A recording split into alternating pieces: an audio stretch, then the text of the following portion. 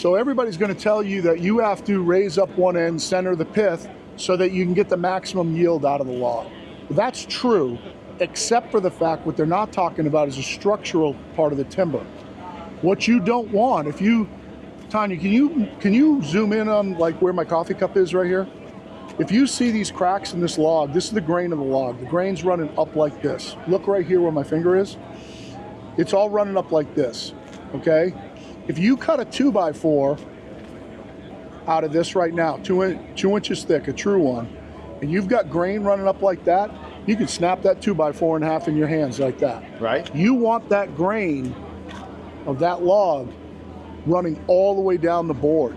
That's the most important thing. You want the grain to be, if you're doing structural timbers, to be continuous from one side of the timber all the way to the end so that it doesn't break. So, well, let me take what you just told me. I want to tell you how I interpret it, and you tell me if I'm right. So this grain right now, as we're looking at this log, it's kind of going uphill. Raising like that, yep. So if I was going to cut this log, I'm going to raise this end up and make that grain level. Right. So I interpreted that correctly. Absolutely. Absolutely. Now I had no idea. I never once have thought of it that way. And there are times in a real knotty, curly log that you can't do that. Sure, yeah. But you don't use that for structural timber. Right, it's going to be something. If you're cutting a structural timber, that grain needs to be parallel to the board. It needs to be in the board continuous. All the straws in the wood need to go from one end of the board to the other for it to be structural. If they don't, if they rise out of the wood like that, that board will snap right in half with it coming up out of it. That's when you'll get that crack through the board like this. You know, you step on it and it breaks. Yep.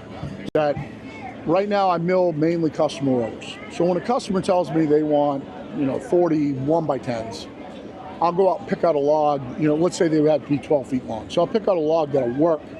If not, then maybe it's going to be 2 logs. So I'll pick out 2 logs. I want to do the least amount of cutting to fill the order that I can. Right, absolutely. And I have logs that sit around. So if I have a choice between one where the bark's falling off or one that just came in where they just dropped it, I'm going to take the one where the bark's falling off. Right. And in my experience, I like it when they've sat around for a little while. Right. You can get the bark off them. I use a bark a little spread. drier, right? Yeah.